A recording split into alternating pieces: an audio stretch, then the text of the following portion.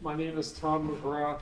I'm a member of the Old South Church and I'd like to welcome you all to our beautiful building here and thank Matt for coming here to speak and just give you a word about who Matt is. With over 25 years of diverse healthcare experience, Matthew Foster currently serves as president and CEO of MAHHC Valley Hospital and Health Center in Windsor, Vermont, and the Valley Regional Hospital in Claremont, New Hampshire. Dr. Foster is a dedicated leader and patient advocate with expertise in clinical care, quality, and healthcare delivery models, has served in leadership roles with the College of American Pathologists, including as chair of the Federal and State Affairs Committee, and currently as a member of the Board of Governors. Dr. Foster's career includes clinical practice in pathology, cancer care leadership, and executive roles at Centra Healthcare in Lynchburg, Virginia, where he advanced programs in palliative care, psychiatric stabilization, and cancer survivorship. Outside of work, he enjoys gardening, skiing, and mountain biking with his family. So thank you for joining us. Tom. So I will become part of the audience. Okay, fair. Well, thank you all. And as any good, I grew up Presbyterian, and so we all know there are plenty of seats up front because everybody sit up back. I was very much of a back row, back right. No, I really appreciate the invitation to be here. And this really spawned out of a conversation that Tom had and reached out about sort of where we are as state of politics and healthcare. And I think, you know, always accepting invitations, particularly new to the community, to get to know people is really important to me, and building those relationships and having dialogue and engaging in conversation that hopefully advances what we can do in our community and those things we can control and not control. So I hope it's a conversation of Q&A. It's definitely, I think, morphed into what I initially envisioned, which was a small group of people around a table, to something now we have a television camera here. But I think it's great. And so I welcome questions, both easy softball questions and hard questions, because I think it's the hard questions in particular that challenge assumptions, get us to think differently, when in fact we all have the same commonality of wanting to take care of our communities. So a little bit about myself. Thank you for the introduction. I was born in Boston, and my family has deep roots in New England. They've been lifelong Red Sox fans. My grandfather was one of the folks that born and died before he saw the Red Sox win the World Series. So in 2004, it was a very emotional moment for me and my mom and dad during that time. And I say that because through the good and bad and ugly, and there's, you know, similar October disappointment this year for those people that are Red Sox fans. But I also say that because of sort of the connections I've always had to New England. So when I was in the early 70s, my dad was in public health service during Vietnam, and then took a job in North Carolina, and we relocated for the first time to the South, and that's where I grew up, just outside Chapel Hill, North Carolina. And during that time, kind of thinking through what I wanted to do and getting involved in lots of different things, and then going to college in North Carolina, then medical school at the University of North Carolina, and then residency out in Tennessee, kind of graduating, thinking through where I wanted to be. In medical school, I never thought I'd be a CEO. And I think that's probably true for everybody's journey, is that it's not a linear path. It's sort of thinking through and staying curious. And I think that's sort of the lifelong theme that I've had about, you know, this is really interesting. Let me get involved with that. And that's why I'm here tonight, because I want to learn, I want to hear the stories. And so one of the things I'm interested in is who has served on the board of directors of MAHHC or been part of the incorporators of MAHHC Hospital. Anybody here? Oh, good.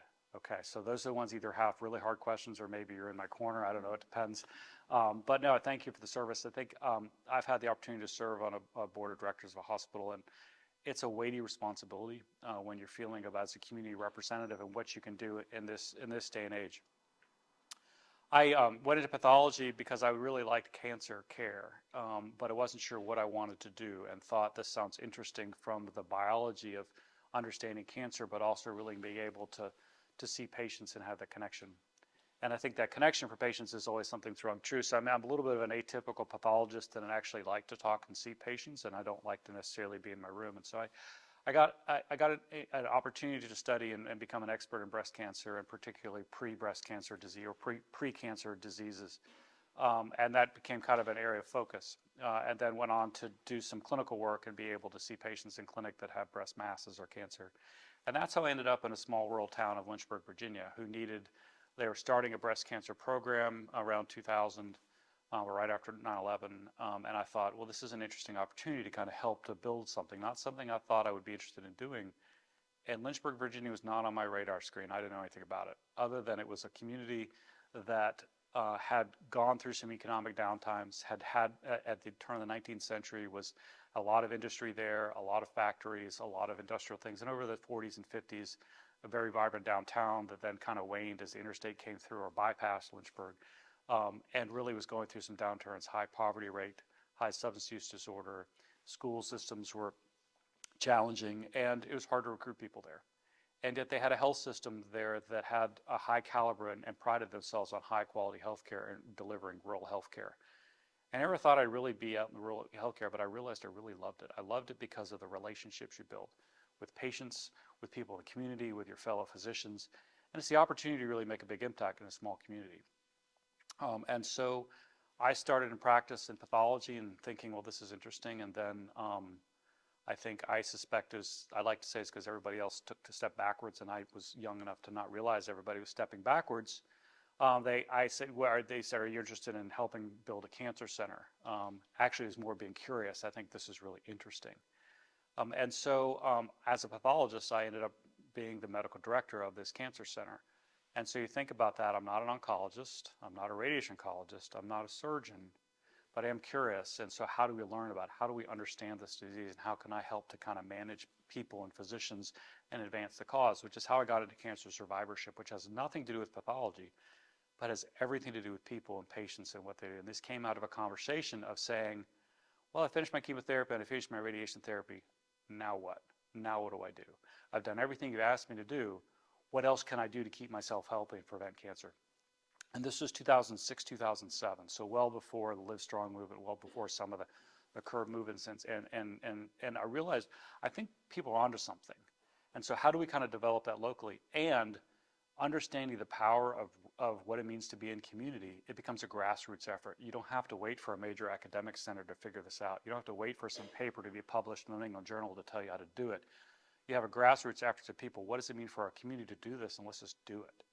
And it was really invigorating and sort of thinking through what you can do in small communities with people that are passionate, are committed, and have resources, not money, but time to do this. And so that kind of morphed into one role after another, where then I served as chief physician executive. There's a point to this story, I promise. Chief physician executive of a health system, that the same central health system that had about 7,000 employees and 550 beds and about 1,000 physicians. And being able to lead that and see that spectrum of healthcare beyond just a laboratory, even a cancer center, but the emergency department. The emergency department was the second busiest emergency department in the state of Virginia. It wasn't because it was a great emergency department, it was because it was access to primary care. And so people used that in rural care. This is where they needed to go. And transportation, it was on the bus line, as opposed to primary care sites or urgent care sites that were in more affluent parts of town that weren't on the bus line. And so thinking through how things are connected to medicine in rural care, when you have some zip codes that are where 90% of the people live below the federal poverty level and don't have access to food and don't have access to transportation, is something that you see when you have sort of that level of executive oversight, but also when you go into the clinics. So there was a patient once, and a young nurse practitioner was very frustrated with this patient because they weren't compliant. And there's this one word I do not like, it's the word non-compliant, as if you're following directions of something that's really hard to follow. But she was frustrated. This patient had uncontrolled hypertension and was at risk of stroke and bad things happening. And this nurse practitioner kept telling him, I keep telling them to take the medication. I give them the prescriptions. I give them free prescriptions. I don't understand why they're not taking this medication. Well, so a little bit more of a conversation involving some case management workers and a woman who not only doubled as a nurse, but also drove a taxi because being a nurse in Lynchburg and wasn't enough to make ends meet, so she had to drive a taxi on the weekends, who knew this person and said, well, let me tell you about this person. This person is living off the bus line, does not have access to transportation, and is being evicted from her house. And I think when you think about how we are in healthcare, oftentimes hospitals become kind of the resource or the final common denominator for healthcare, when so much of healthcare is beyond the walls of the hospital. And that's the point of the story, is to like thinking how we stay curious. And how I got here was, how can I take my experience and my interest and passion for delivering healthcare locally and come to a world-class health system that's really trying to remodel what rural healthcare delivery is, and also feel connected to small towns and communities with people that really care and are passionate about their community. And it's staying curious, but it's also understanding and trying to start the conversation, even in a major academic center, that most of healthcare is not in a hospital. And most of healthcare has little to do with actually seeing a patient in an exam room, and it has a lot to do with how to keep people healthy. And thinking through how to redefine what that means to stay healthy is one of the reasons that brought me here. And I think it's really exciting. I don't have the answers to this, but I think it's sort of that idea of staying curious. And so my intent tonight is to have a kind of conversation about, what is it that you think would look like, and then hopefully just kind of have a dialogue on that.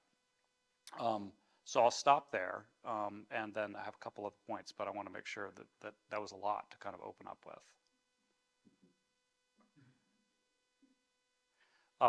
So gardening, mountain biking, skiing, all yes. I think probably as I get older, my brain tells me I can do things that my body tells me I can't do. And so, for instance, I was on a co-ed softball team over the summer, and I was running from first to second base, and I thought I could sprint a triple into a double into a triple, and then I, pulled my hamstring like that, and I was gone for the season. So, those things happen as you get older. But I think it's really important for us to this is hard work, and it's also important to kind of think through how we balance that with being part of getting to know people. And in healthcare, there's something called sacrifice syndrome. Used to call it burnout, but I think sacrifice syndrome is something where you think of, I'm going to work really hard. I'm going to come in early. I'm going to stay late. I'm going to sacrifice that exercise in the morning. I'm going to sacrifice supper with my family, or I'm going to sacrifice something that I enjoy doing, reading a book, because there's always work to be done. And I know that's true in lots of professions. I've certainly seen it and witnessed it in healthcare, because there's always more to do. And so how do you balance that, which is part of having hobbies, thinking through that. Part of it is being here. This is energizing for me. I don't feel like this is work. It's about getting to know people, and hopefully you getting to know me. My wife and I have been married for about 30 years. She is a nurse and by training, and worked in med-surg, and then worked in research, and actually worked in vaccines, which I know is a taboo word in some circles, but worked on the adult pertussis vaccine in the late 90s to get that approved. And then was a French teacher. She speaks fluent French and taught high school French for a number of years as well. I've got 3 daughters. They're all grown. One just went to London to go to grad school. The other is working actually as an ED tech at Dartmouth-Hitchcock Medical Center. And the third is at Boston University. So we are excited to be here. My in-laws live in Poultney, Vermont. So my wife has come up here all 55 years of her life, and my mother-in-law has come up all 86 years of her life. And they live there 9 months out of the year now, and go down to Philadelphia for the winter, because the winters are just too much for them now. But we've been coming up to that side of the state for 30 years. My sister-in-law is a large animal vet up near St. Albans in Fairfield, and has been up there for 20 years. And she warns me that it doesn't matter how long you live here, Matt, you're always going to be a flatlander. I've been here for 20 years. I'm still a flatlander, even though I drive everywhere and take care of most of the dairy cows in the northeast part of the state, or northwest part of the state. And it feels like coming home, frankly, going back to thinking through the roots I've had in New England. And with days like this, I love. There's cool, crisp. It just feels like fall. So I'm really happy to be here. So let's talk about healthcare. I think there's so many challenges that we face, and so many headwinds. And I think there's ways to phrase that, of thinking through headwinds, or thinking through opportunities, or focusing on problems, or focusing on outcomes. There's things we can control, and there's things we can't control. I think in the last, particularly since post-COVID and even through COVID, we were relying a lot on our public health system and a lot on guidance, and you can see how the public health system is starting to fray, and that's certainly happened and accelerated in the last year with some of the changes and challenges to leadership. And I think that becomes the things that seem out of our control. And hospitals have become kind of the de facto public health system for so many communities, whether they're providing guidance, or whether they're providing surveillance, or they're providing support and nutrition assistance, or transportation, because we've lost a lot of that infrastructure for social determinants of health. So let's think about, I talked about it earlier, social determinants. So social determinants are things that, affect our health and determine our health. Well, you all have lived in Windsor County a lot longer than I have. I think you know that there's a higher poverty rate, that people are older, that people are sicker, that people don't live as long on average. And, that I think is multifactorial. And I think most of it is out of the walls of the hospital. It's where people live. It's people access to food, access to medications, the Rite Aid closed. How do you get prescriptions closed? And those things that happen in small communities that affect all of us. And it can feel like a lot of that is out of our control. What are the things that are in our control? Well, we control the services that we offer. We control the time that the allocations of resources, of time and materials and supplies, of things we want to do. We control our staffing. We control what we pay our staff. And we control the messaging to our policymakers. And I think that's really important. It's important because in this day and age where people seem to want to win on sound bites rather than on content and material, the stories that we tell are really important. The stories that impact us on a day-to-day basis that really make a difference of here's patients that we've seen. Here's patients, here's the care experience that I have, or here's what I'm not able to get that I used to be able to get. And that affects all of us. It can feel helpless sometimes.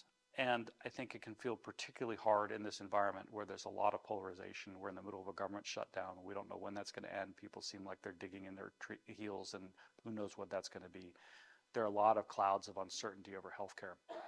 So what I try to tell our team at Mount Scottney is, let's focus on the things we can control. It doesn't mean we ignore those things that are that very large cloud of uncertainty that's hanging over all of us, frankly, right now, or at least I feel. But let's focus on things we can control, and what are the outcomes we want to achieve. And so part of it is thinking through a couple things. And I deliberately didn't bring PowerPoint, so hopefully this isn't just a lecture, it's meant to be a dialogue, but I'm kind of framing that conversation. How are we, it's thinking about, so if you think about for those people who use Google Maps to get somewhere, which I don't like doing because I like kind of a bigger picture and understanding that, but I have to admit that I've come to rely on it more, but I still like to study maps and understand how things relate to each other. Again, maybe it's that staying curious. But if you think about Google Maps, you say, I'm going to go from here to Logan Airport, and you're thinking, okay, what's the fastest route? What's the route that avoids tolls? Or maybe I got a little time, and so I'm going to take a scenic route, or I'm going to go up, take a couple days and go a different route and come back down. Choosing those routes is kind of the idea of how you want to get there. The outcome is getting to Logan Airport, or the outcome is higher quality care, or a sustainable model for making sure that we're here at Mount Scottney's here for a long term, and we're providing excellent quality care. That's the outcome we want to get. The strategy is which road we're going to take. How are we going to get there? And so it's that thinking of how we're going to execute on that, and what are the tools we need to get from where we are now to where we want to be. And that's what we're in the conversation of doing now, is what do we want to be in this year, next year, and 3 to 5 years, and what's that vision look like? We haven't figured out that, and that's where I need your help, is to say, should it look like? What does ideal state look like? What has Mount Scottney been in the past? Now with the growing affiliation of Dartmouth, they've been affiliated for 10 years, but really kind of revamping that, particularly with this idea of a microsystem between Mount Scottney and Valley. What does it really mean to serve this community? What is it we need? And that helps to inform strategy of things we can do, and importantly, what we can't do. And then thinking through how do we execute on that? And that becomes really challenging because there's only some certain levers that you can pull. And part of it is people, it's process, it's thinking through what resources you have. And it's also pace, because I'm sure that everybody in this room says you have to work on this. No, you have to work on this. What is this? And you have to do it now, because don't you understand the sense of urgency, and this has got to be fixed, and this is a problem right now, and people are dying right now, and how we do this. And you get this sense of urgency, and it becomes kind of overwhelming to think there's a lot to do. But you have to manage that pace, and you have to be understanding that there are things that we need to prioritize and work on, because if everything's a priority, then nothing's a priority. And so trying to figure out what are the most important priorities for this community is something that we're still trying to figure out and understand. I would say, access to pharmacy, access to primary care, access to care when you need it on weekends for urgent care walk-ins, access to an emergency room that's here, access to local surgery. And you notice the one common word is access, because I think to me, that's, without going into a lot of visioning and talking sessions, to me, I think access has got to be one. And I think affordability, as you've seen just in the Green Mountain Care Award in Vermont, and just premiums, healthcare premiums, affordability of care is becoming something that's almost impossible. And so how do we work on that? Those are a couple challenges I think they're in that roadmap of where do we want to go and how do we get there. And then figuring out how we get there is the idea of, okay, what car do we drive and what vehicle do we get there and how fast do we want to go? And who's there and who's with us and who's in that car, who's in that vehicle, and what type of how many people do we need on that proverbial bus in order to get where we need to go? Those are all the questions that we're in the process of talking about and discussing. And I'm happy to dive into details about that. I think one of the other things too is my philosophy is really about, as I mentioned, relationships, but it's also about thinking through the power of collaboration versus competition. I think, you can always say, well, you need competition, a free market, and the market will kind of, you think about, Adam Smith and some of the basic economics, is if you have a market, it will eventually settle. I don't think that applies in healthcare because it's not a free market. Most of our payments are set by a third party, which we have very little control over, aka CMS, Medicare and Medicaid. And so the idea of competition in healthcare, you can look at some health systems that say, well, they don't have any competition so they can set high prices or they don't have to do things really well. And there's some truth to that in the sense of you want to make sure you're providing good service. But I would argue that I think, cooperating with people over the long run is going to be far better for communities than it is competing with the nearest health system for people. I'm old enough to remember the time, and I don't know if you remember this or not, but I'm old enough to remember the time where hospitals and health systems and doctors' practice never advertised. It was taboo to advertise. And I think somehow we've gotten away from that to the point where some health systems now advertise in the Super Bowl. I don't know if you saw that ad this year, but it was pretty shocking. And so it's understanding why people would think there's this corporatization of medicine. University of Pittsburgh Medical Center has a beautiful, some 60-story tower in downtown Pittsburgh, and it says not a hospital, it's sort of a corporate tower.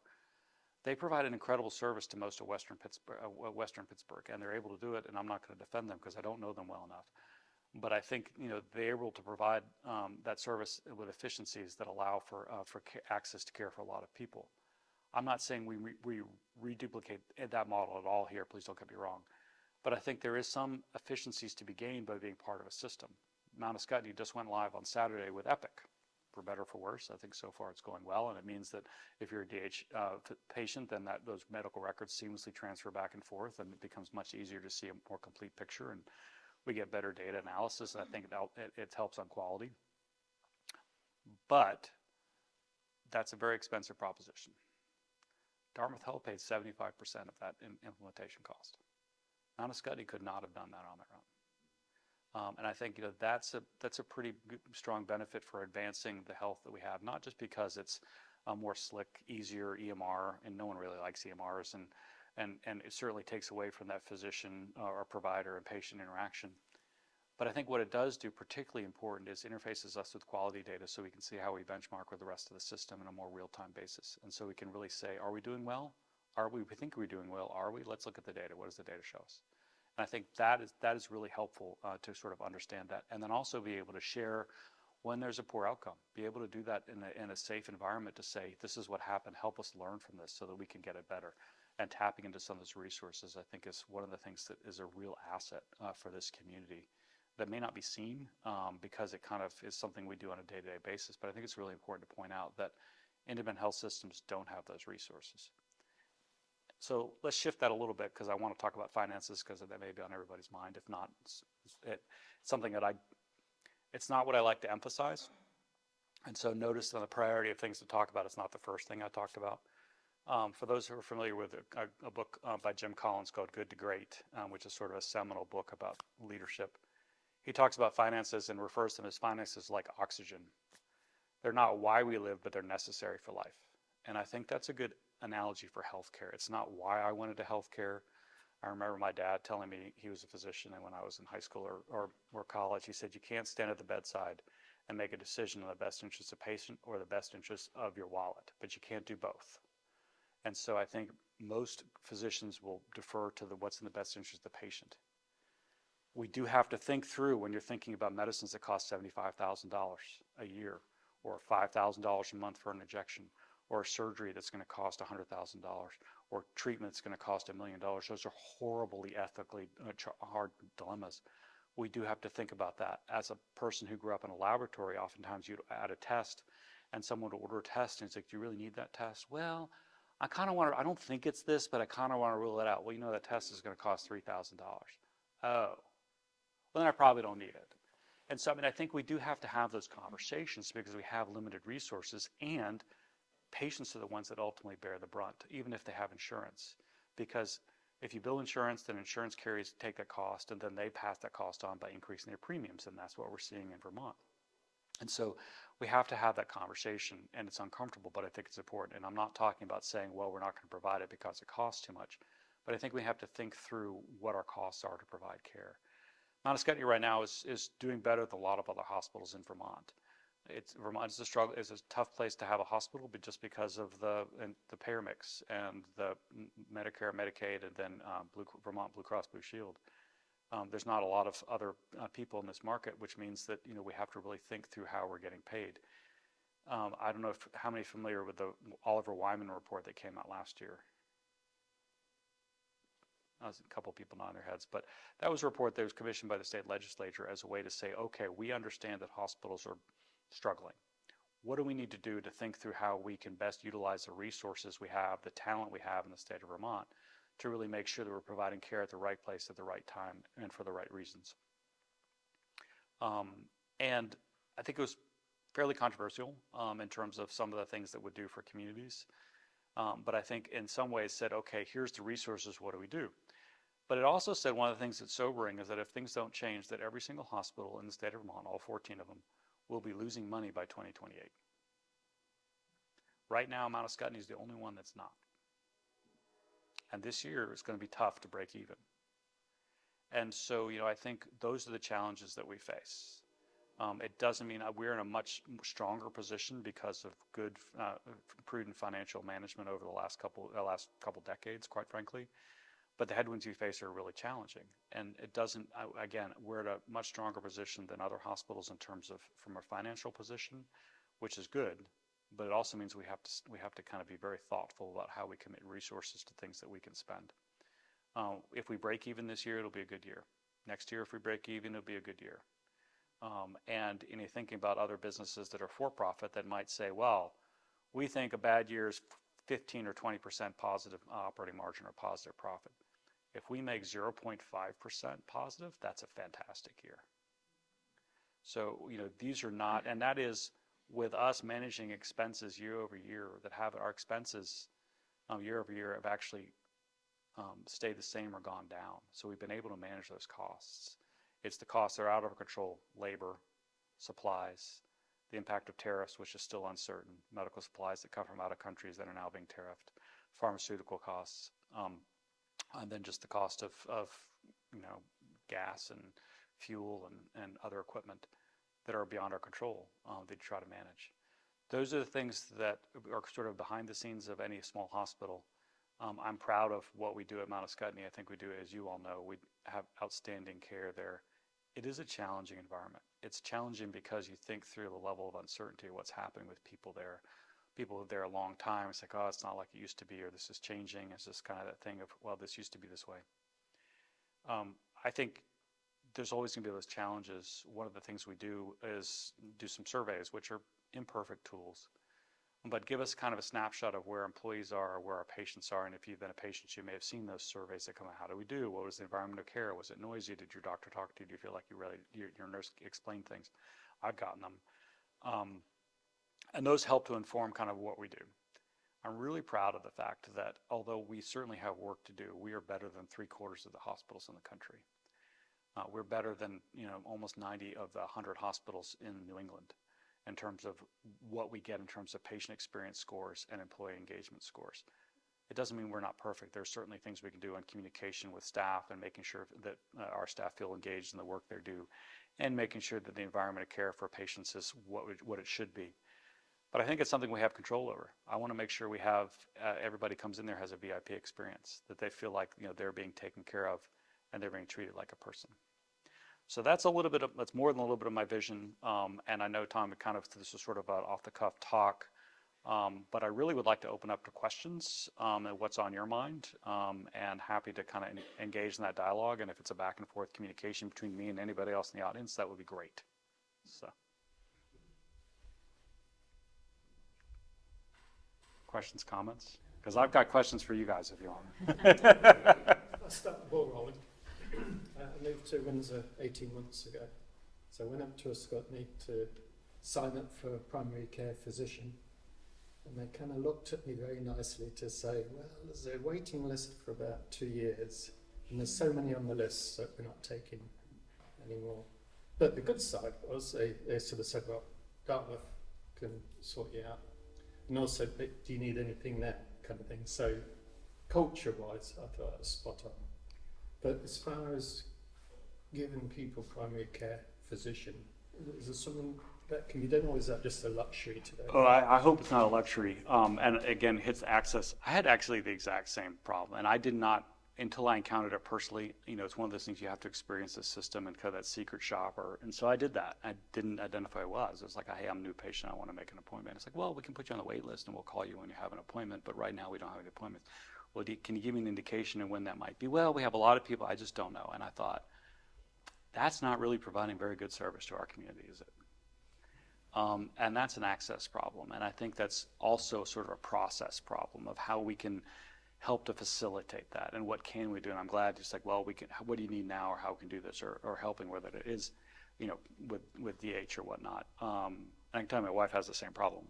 And that is something that's not unique to the Upper Valley, but it seems to be exacerbated by the challenge in recruiting people to this area, the cost of living, and trying to make sure that we can get people that can be seen.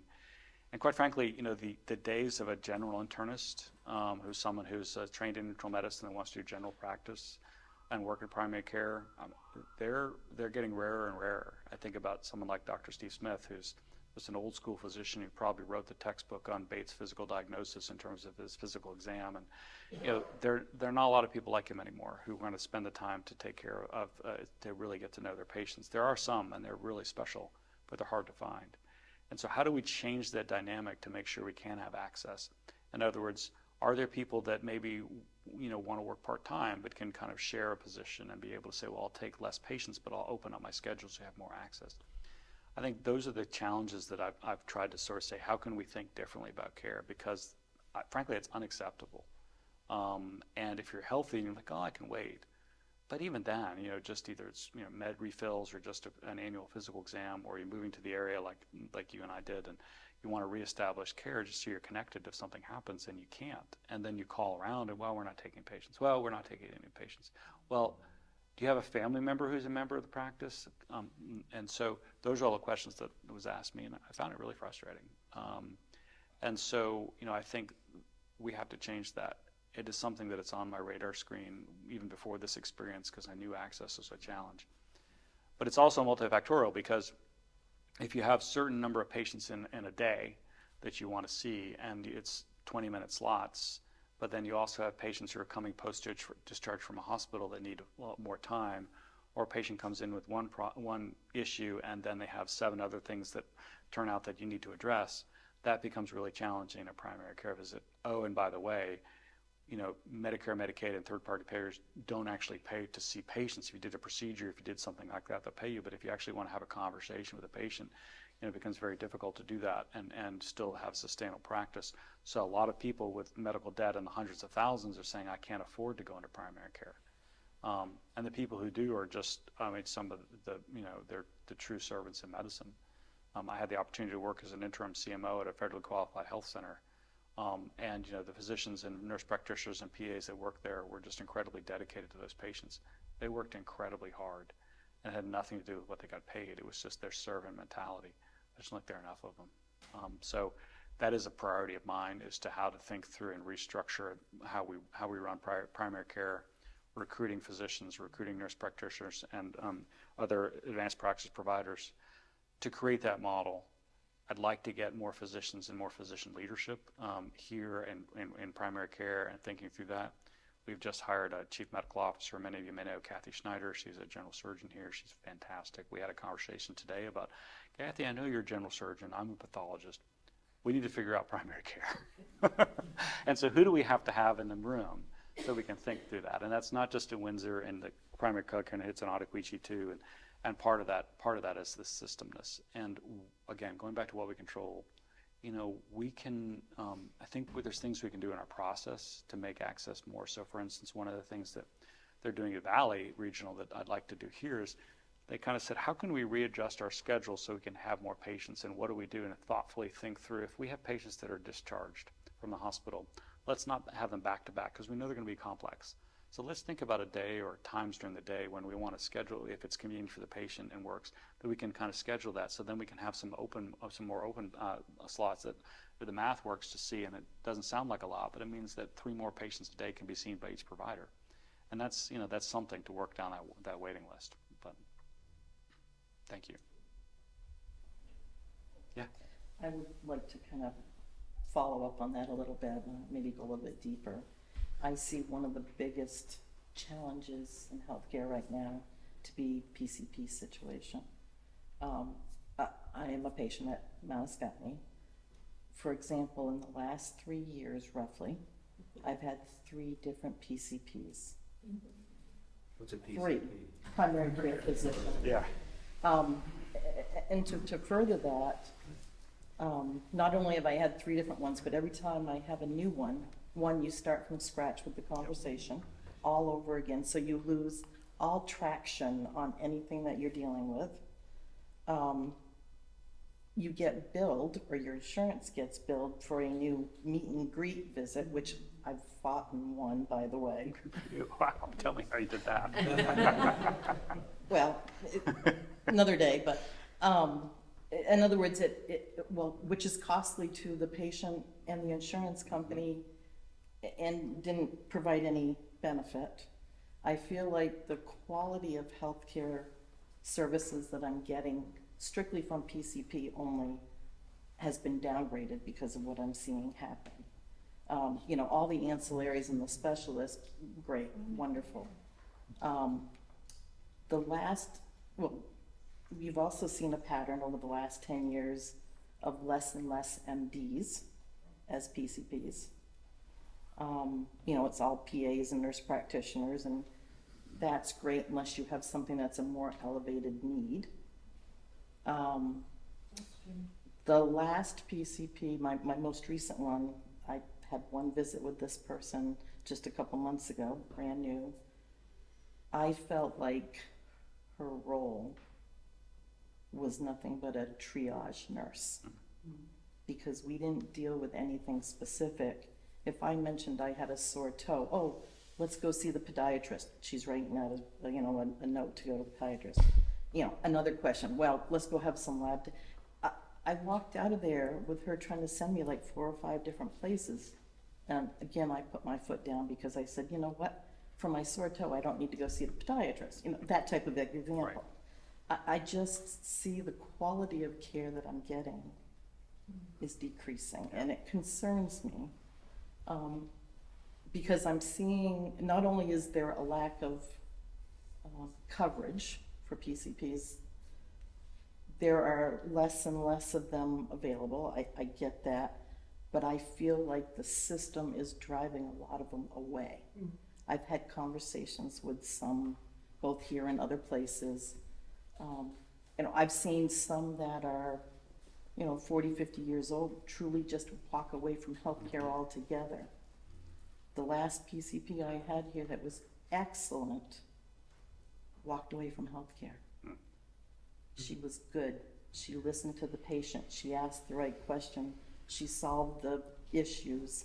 I didn't feel like it was a treat. Well, she was also an MD, but she also just wasn't triaging me out to all these different places. Now, I feel like MAHHC has tried to deal with some of these issues by bringing in the walk-in clinic and taking the pressure off the PCP appointments. And that's great for certain things. I think that was a plus, bringing that in. But we need to find a way to not only attract more PCPs, but figure out how do we keep them? What's driving them out of healthcare?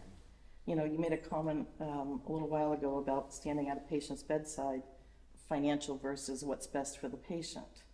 Some of the comments I've heard from doctors, PAs, nurse practitioners, is that they feel like they can't spend the appropriate amount of time with patients because they're being pushed to see a certain amount of people in a certain amount of time. I get the financial constraints. In a former life, I was a hospital controller, so I get it from the other side.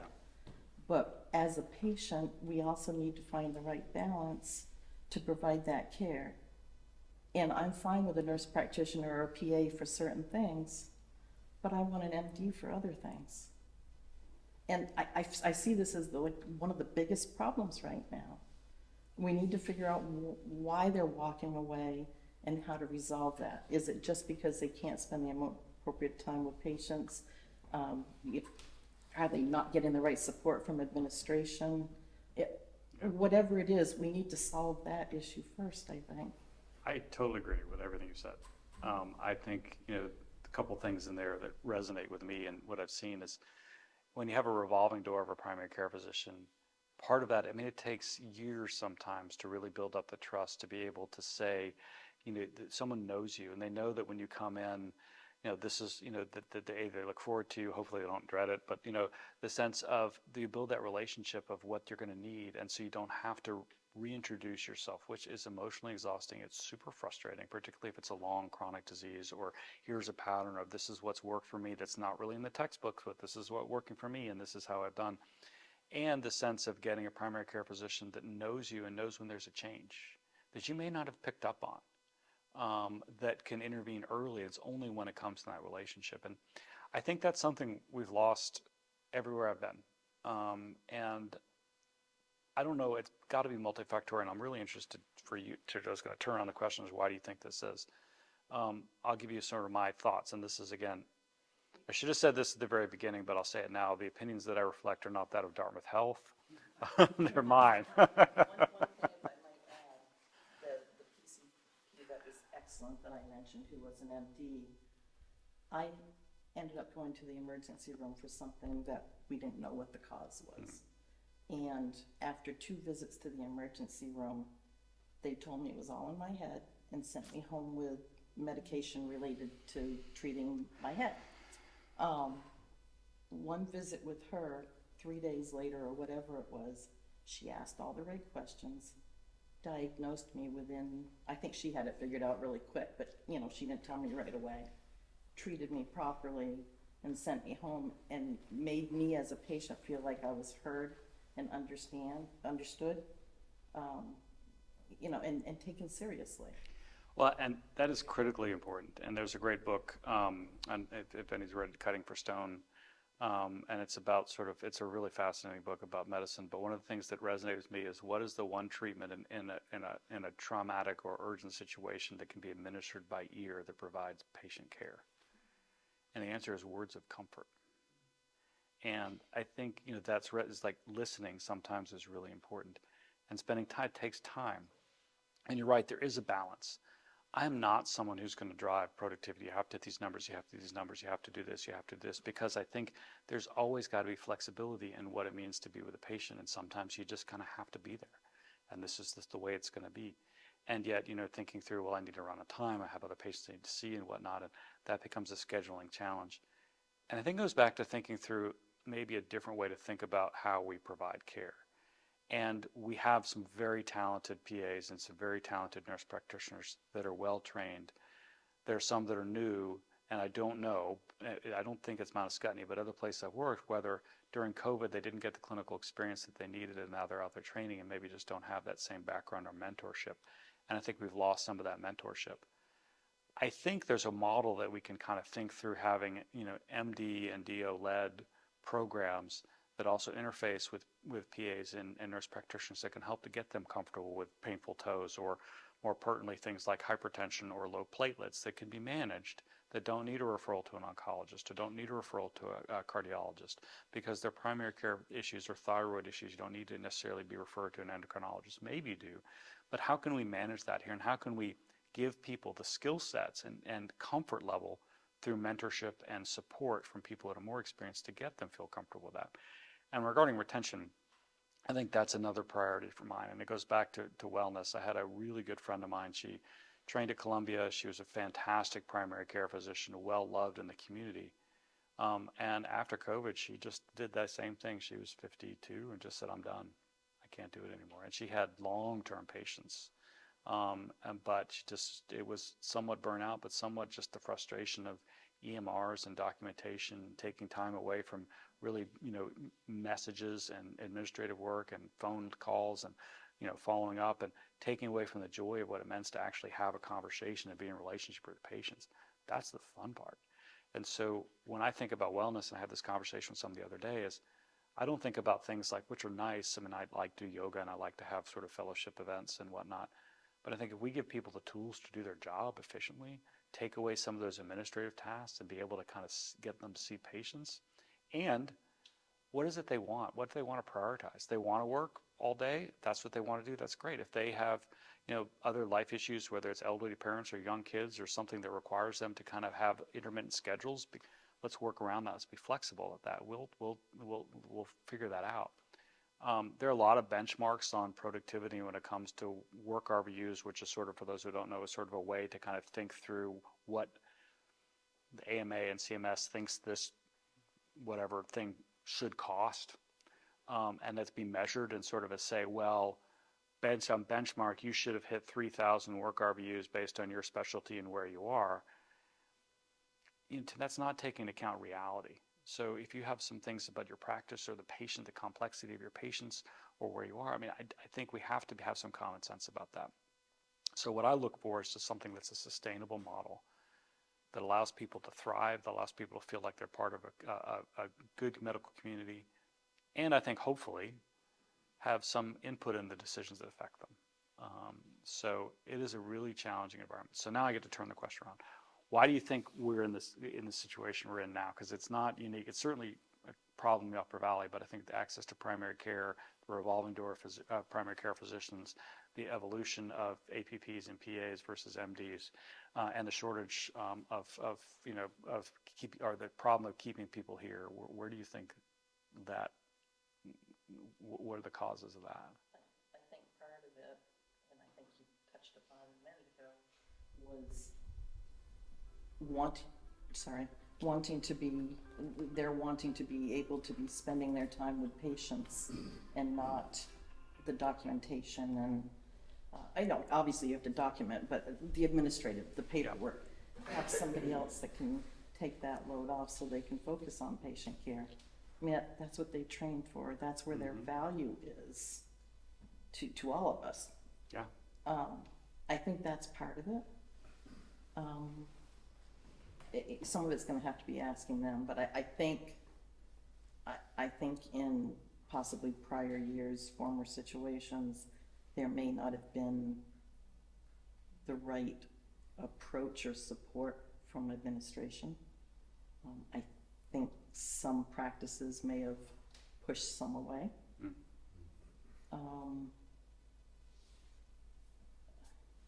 Yeah, and I don't know the history. I mean, I know that recent history of Mount Scottney, and also, the folks that CEOs like Richard Slusky and others that have really made an impact in this community.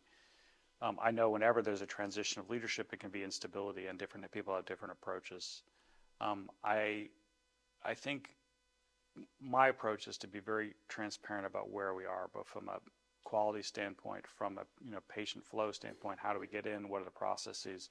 From a financial standpoint, from what are recruitment and what are the provider needs assessment, and thinking through what we do proactively, involving people in those conversations. So we're all adults. Let's just have that conversation. I think, I ran a private practice for 20 years, and there were some months where we didn't make payroll, and so I didn't take a salary because we had to pay our employees. If you've never been in that situation, you can be kind of 3 steps removed from that. And so, that being said, how do we, if we're hiring physicians and APPs into these roles, how do we make sure that they're doing what they should be doing, which is seeing patients? One of the things with Epic that we just started, and actually Kathy Snyder was using it today, is some background AI that's sort of a way to capture in a conversation and put it into a medical note, or to be able to have problem lists that are populated, to take some, not all, but some of that burden away from the documentation. It's interesting too, and this is a little bit editorial, again, Matt Foster's opinion, about where we went. When I was in medical school, we were still handwriting notes. And EMR was sort of a thing that may happen someday. But it also meant that the documentation requirements were much less stringent. And I don't know why. I suspect it's because there was more renewed focus on fraud and abuse and documentation and making sure that payers are getting more strict about what they would pay and what they wouldn't pay, and so they wouldn't pay unless you documented it. And so all of a sudden, a simple little progress note that a physician could see in their office to say, Mrs. Jones is doing so-and-so, see her in 3 months, keep her on this medication, done. You know, and he knows because she knows because they've known it for a long time, and that's enough for them to jog the memory because it's just a note in their chart.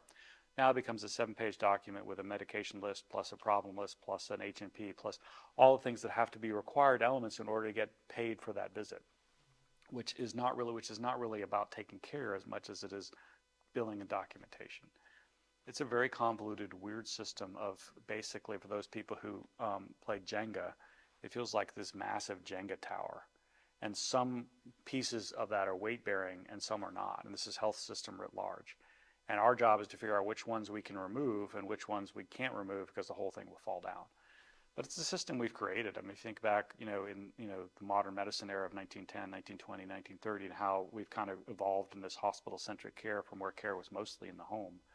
And then the rise of antibiotics and antiseptic therapy and thinking through vaccines and, polio vaccines and evolving that history of medicine. And then in 1947, after World War II, and a lot of countries were thinking about how we could do national medicine and, rise of private industry here that kind of, and organizations that really shut that down. And then we evolved this system in the 1964-65, Medicare and Medicaid. And then it was sort of a cost base. We'll pay physicians what their charges are. And then the government came up with a way we're paying too much. So let's create this coding system that started in the 80s that's morphed into this huge, weird sort of natural evolution of a highly complex system that's very, very hard to unwind that we are frankly victims of, and yet are working in it. And so it's something that affects all of us. It is immensely complex. It is highly regulated. And yet, we all want care. And so one analogy I would use too, and forgive me, but I'll just pull up my phone, is I don't know how this iPhone works. I have no idea. But what I want to know is when I tap on an app, I get what I want, right? And so I think that's a lot for patients, myself included. I don't really need to know how the health system works. I know I need to access it when I want to access it. I want to make sure that I'm getting good quality care. I want to know who my providers are. I want them to know me. And just that reassurance that comes from, I don't have to worry about healthcare, let alone, let's think about cost. Whole other conversation. So I was one of those people that raised their hand about being on the board. And it was for 9 years. And so it was the beginning of the conversations with Dartmouth. And it was always the problem with how do you attract general practitioners. I've heard from my current physician and my previous physicians that part of the burnout is you have the same patient that comes in every year, overweight, hypertensive, smokes, drinks, agrees to a plan, non-compliant, and it's just, at the end of the day, for multiple physicians I've talked to, I'm just tired of it. Forget about COVID, people dying in front of you and everything else.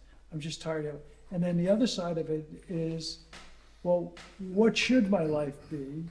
Mount Scottney physician practice started with a group of mostly men that worked from morning to night. I mean, Beach Conger was a guy who lived in Heartland, was one of these guys, he was just an animal.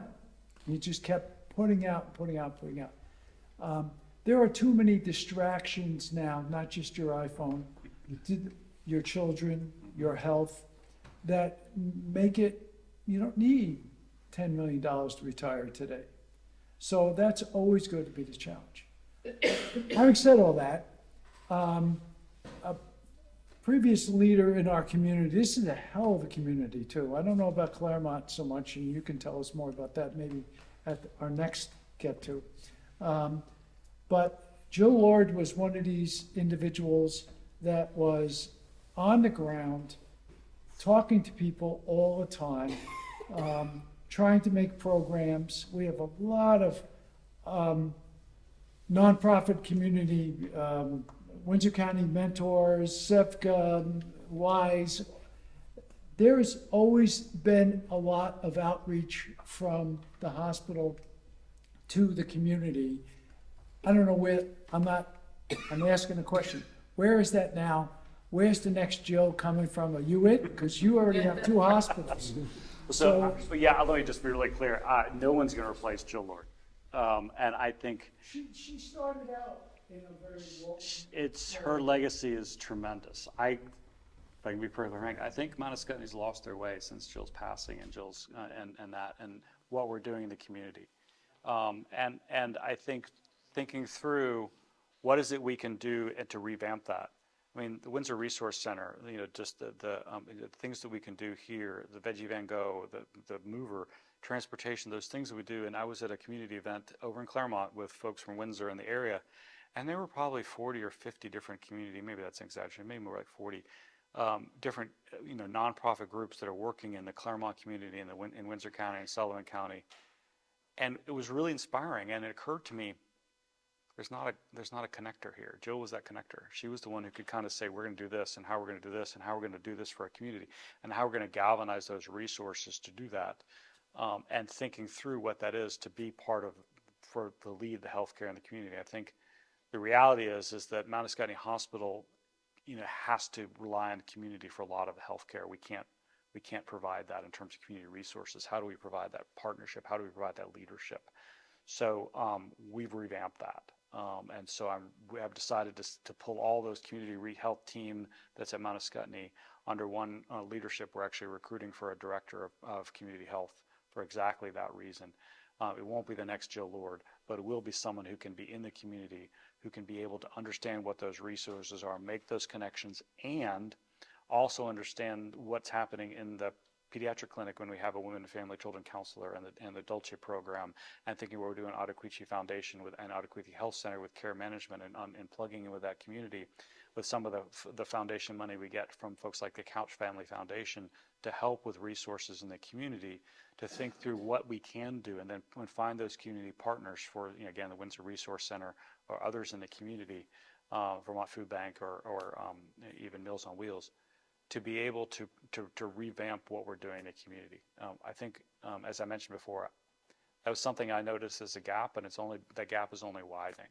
So that's my plan to do that, and that is actively, we're literally interviewing for the director of community health as we speak. Just to follow up what Joe said, I agree with you. I think the hospital has lost their way since Jill retired, but she had a wonderful person that came right behind her that worked with her for like 20 years.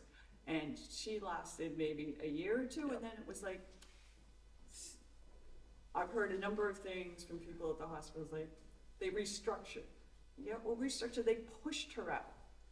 And everybody knew she was, the person coming behind Jill. And it's never been the same since. And I personally I've done a lot of volunteer work over the years, and I always knew who to go to at the hospital. Like, oh, we need something, or somebody needs something, or whatever. Here's the contact. At least they could tell you where to go. Yeah. Now, I run into tons of people who say that work for nonprofits and volunteer, and they, I don't know, do you have any contacts anymore? It's like, I don't. And that is really sad to me. Oh, it's really sad to me too. It's really hard to me here. It's not surprising, and that's what I meant by lost your way. I will keep editorial comments on that subject to myself, but I certainly have strong opinions about that.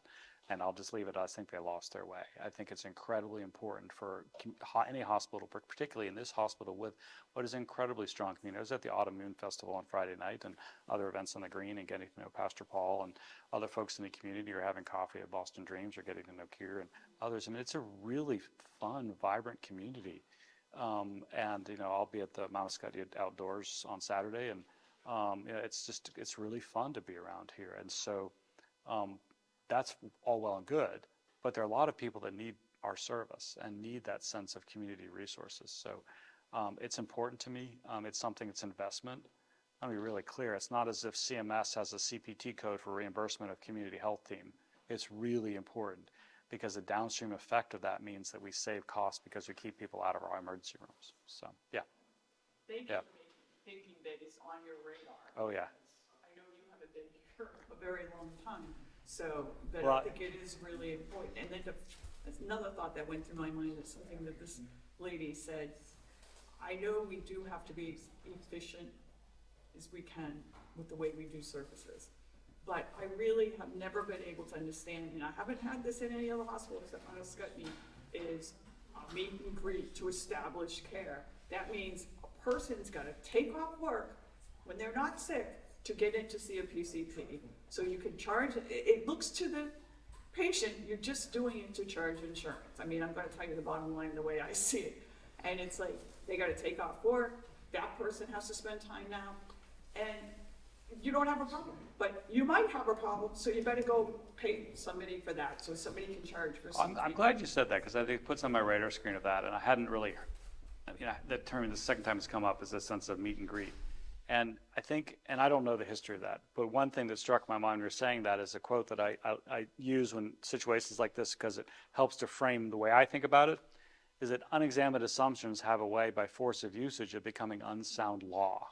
And so if the process at Mount Scottney is like, well, this is just how we do it, is that really what should be done? Is that really necessary when people have to take off time work or have to arrange transportation? It's a barrier. Yeah, I bought it too. yeah, And it wasn't even for myself, it was for yeah. somebody else. That's really interesting. It's Yeah. almost like the only way you get in the queue. Yes, and then I've been told the other thing is, this is what adult children, okay, you get a call from the hospital per se, and it's like, you haven't been seen, which means you probably are well and you're a younger person, you know? And it's like, so you haven't seen your PCP in like 2 years, 3 years. Gotta come in, because they only, this is what I was told by the practice manager there, that there's only so many people they can have like on their roll, like each PCP.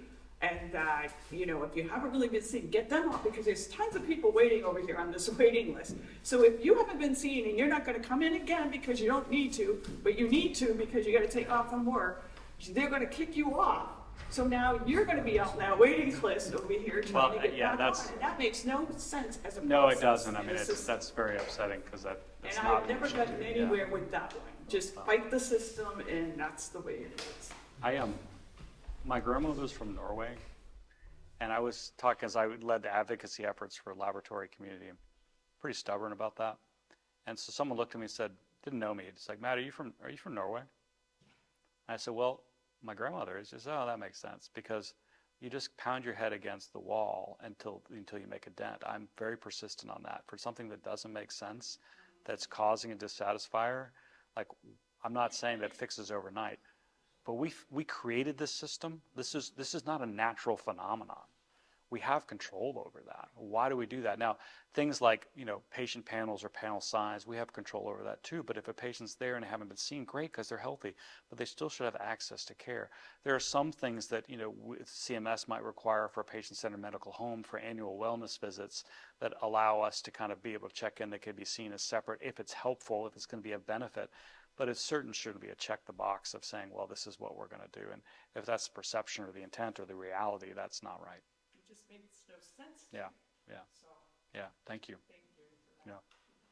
Yeah. I think, yep. Comment about administration turnover. I think one of the reasons for physician turnover or nurse turnover is micromanagement by the administration. In the attempt to set good policies, the administrators sometimes put up they're always watching people, micromanaging, putting up what they call benchmarks, dashboards, metrics.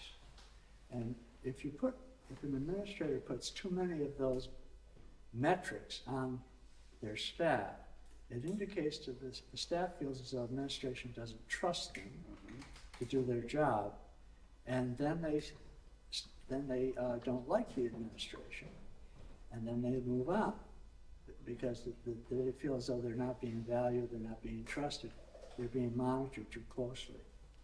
Now that's just, I think, one thing that contributes to physician turnover. Regarding access, one of my concerns is where I practiced in Western Massachusetts, I was an emergency physician for 38 years and a GP for 7. And about 12% of our people, the population was uninsured. Now, let me just say how the finances affect access. Let's say you need an upper endoscopy. The hospital is going to charge $12,000. Medicare approves $3,000. Medicare pays $1,000. If you're not insured, you get billed $12,000. So there's two questions therein. If Medicare approves $3,000 and then they pay $1,000, is there a way that you can press them to pay what they approve? Because that's an enormous downgrade of your payment. I used to get allergy shots up at Dartmouth. I get paid, the hospital would charge $100, Medicare would pay $35, Medicare would approve $35, Medicare would pay $7. And I said to my allergist that when I was 7 years old, that's what my doctor used to pay. My doctor was $7, and you're only getting $7 70 years later, you know? But so is there a source of money between what Medicare approves and what Medicare pays?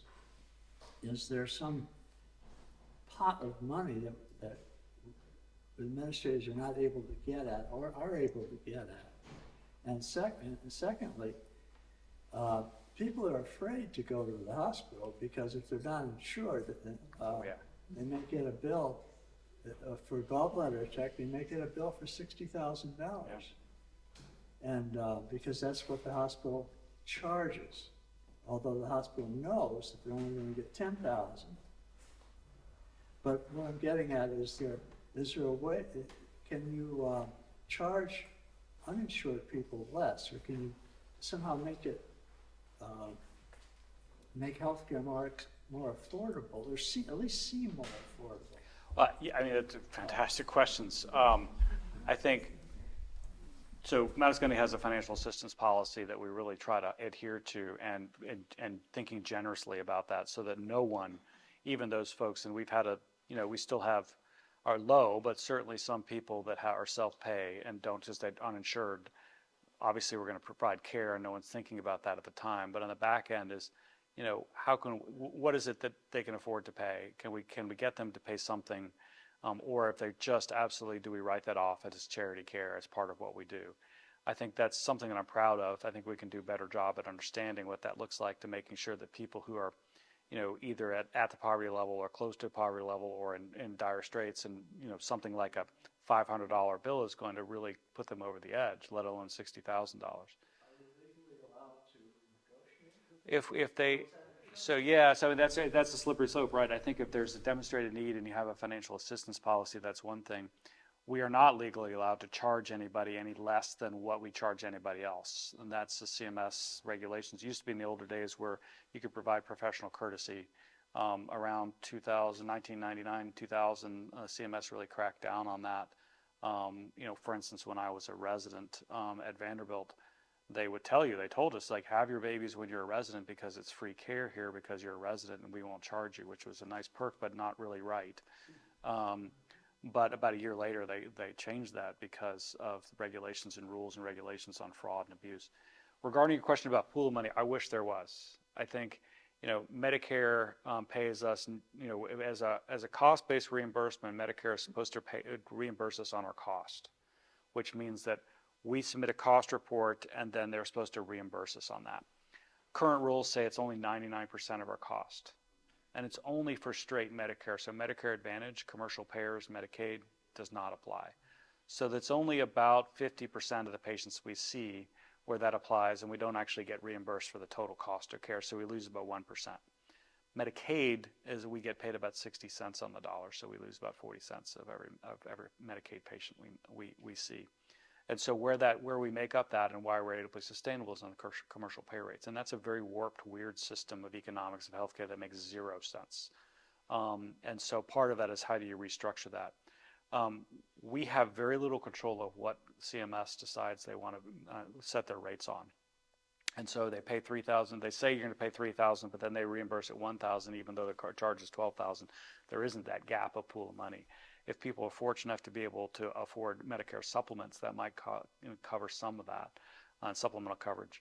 I am worried, particularly with the recent changes in Medicare rules, that and the loss of Medicare Advantage in here and other places, that there will be people who have less access to affordable health care and won't be able to afford those supplemental premiums that close that gap of Medicare, that will increase the out-of-pocket costs for people who can't afford it. I think that's a new change that's coming, and it's something that I'm concerned about.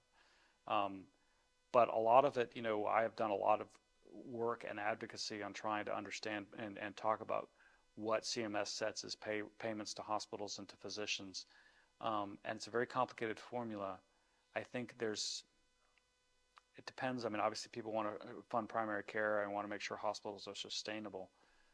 But it's almost as if there's never enough, or that you're not getting the right conversations to be able to let people understand that we've created this very weird economic system of healthcare that's not sustainable. We have high costs of care, more so than many other industrial nations. Are we providing better quality care? Is it the expenses that are higher? Is it this system of how we've structured healthcare that's causing such high costs? I don't know. So, I hate to break this up, but we've gone over time. Oh, sorry. So This is great. This has been really great. We'd love to have you come back again. I'd love to. Yeah, because, thank you. Thank you. So just want to Well, thank you all. Thank you.